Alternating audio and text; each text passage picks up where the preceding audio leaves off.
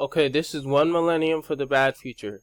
One millennium into the future exists a human civilization, deprived of most of its natural resources and going through the most horrific events the world has ever seen. The amount of violence, poverty, and hatred has increased to critical levels from centuries ago. Almost all the governments throughout the world are beginning to collapse. Humans no longer care about sports, gaming, or television anymore, and the hobby that humans now enjoy the most is killing. About 4 decades ago, the human civilization population has reached 15 million. The world's greatest leaders were starting to become afraid of this amount of people because at this point, a huge percentage of people throughout the world cannot be supported with any food, clothes, or homes to purchase.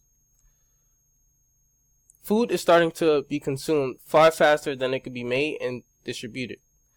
And the world's technology has come to a plateau centuries ago, denying humans the ability to travel through space and collect resources from planets or stars.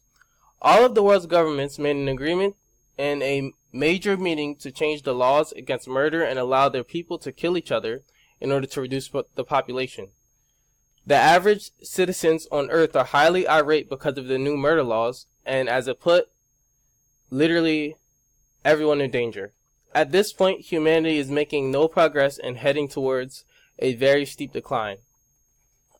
Now, these things can happen, in my opinion, if society doesn't try to keep on releasing new technology and, I guess, trying to solve their major problems throughout the world. Well, that's it.